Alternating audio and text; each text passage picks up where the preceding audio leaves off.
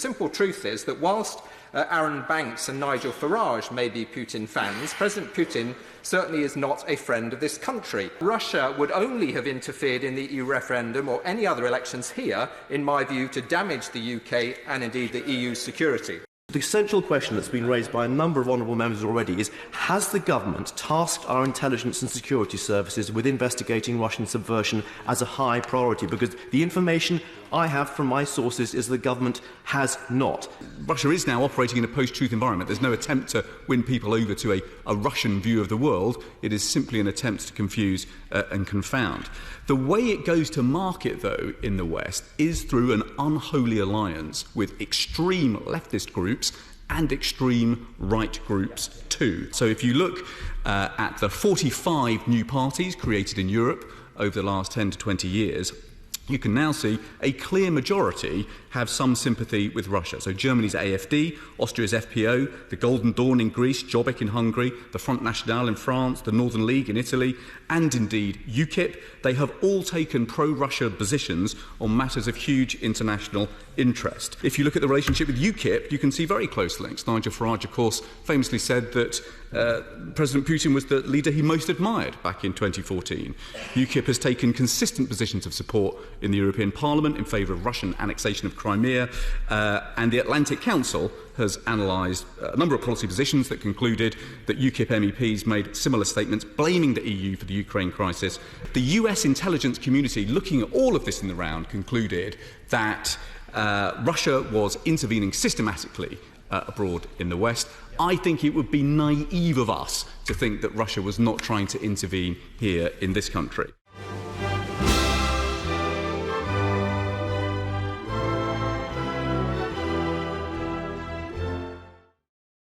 Given that it is the considered judgment of the chairman of the DCMS Select Committee that the leaders of the Leave EU campaign have been lying, and given that there's ever-rising evidence of illegality, with even Mr. Banks admitting that there was Russian collusion in the Leave campaign, is it not now urgent that the government should authorise a comprehensive investigation of what exactly did happen?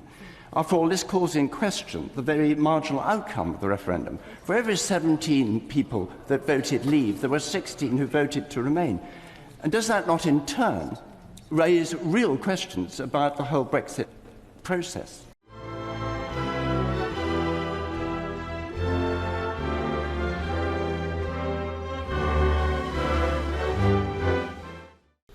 Until recently, the government had badly underestimated the Russian threat and the response it required.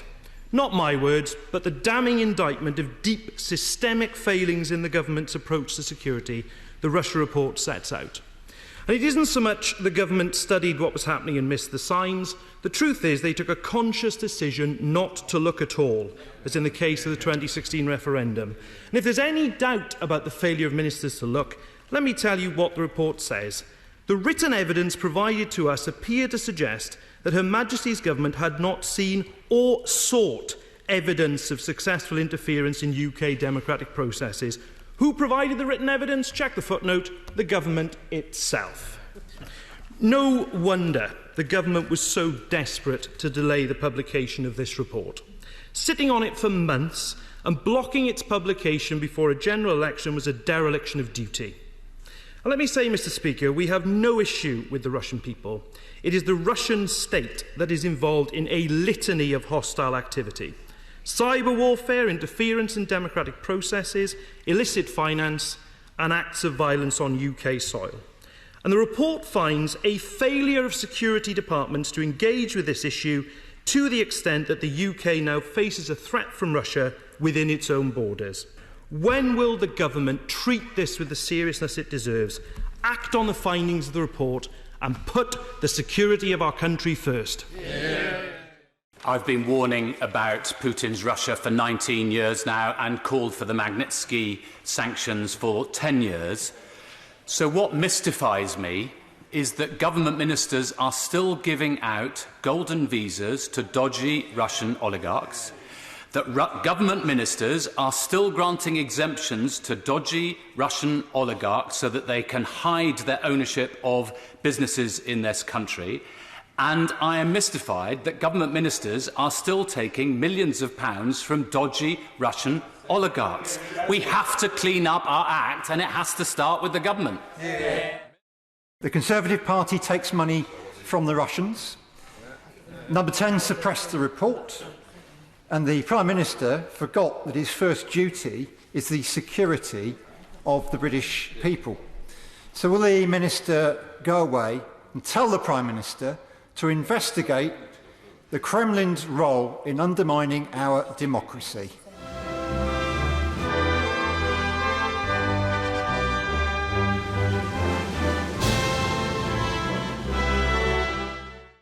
Under the Tories, a sewer of dirty Russian money has been allowed to run through London for years. I went to the Prime Minister, the then Foreign Secretary, in 2017, and I raised the issue of limited partnerships, 113 of which have been used to move $20.8 billion out of Russian banks. Corruption on an industrial scale. Why did the Prime Minister do nothing back then? And why is he still doing nothing now? Mr. Speaker, I'm grateful to him. I think that he was right to come to me then, and I've always enjoyed talking to him, as I've told him many times. I think he's right on the issue. We do need to stop corrupt Russian money in London and every other financial capital. No country is doing more than the UK to tackle this issue.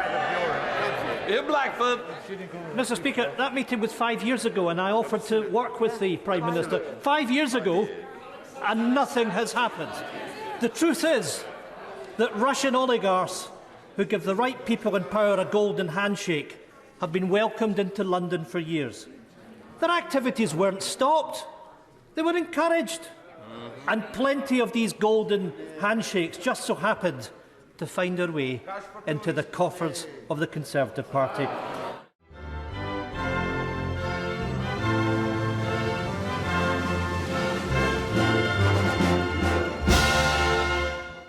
The Daily Telegraph, from 2007 to 2017, received £40,000 a month for Russia Beyond the Headlines, which was paid for by the Russian government, Russian propaganda.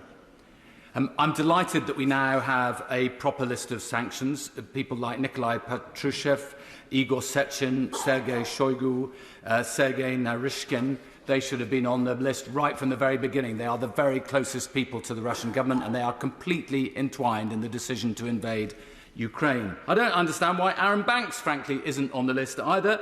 Even Isabel Oakeshott now thinks that he is an agent of influence for the Russian state. And I simply point out that Nigel Farage received from Russia today £548,573 in 2018 alone from the Russian state. So on disinformation, I'd suggest we look no further than what's revealed in the Intelligence and Security Committee of Parliament's Russia report, which warned that there was credible open-source evidence of attempted Russian interference in UK elections. It painted a picture of how Russian state influence in the UK is the new normal, with deep links between the Russian elite and UK politics, and that crucially the intelligence community had, in its words, taken its eye off the ball on Russia. And it gives me no pleasure to observe that the Prime Minister is personally responsible for delaying, suppressing and then failing to investigate the Russia report. MPs, including myself, are now having to resort to the courts for a second time to try to get the Prime Minister to finally investigate. We are now going to the European Court of Human Rights in Strasbourg. This curious lack of interest in evidence of Russian state interference in our electoral processes is frankly extraordinary and stands in stark contrast to investigations undertaken in the US. When the people of Ukraine are dodging bombs and bullets, we should not be dodging the truth.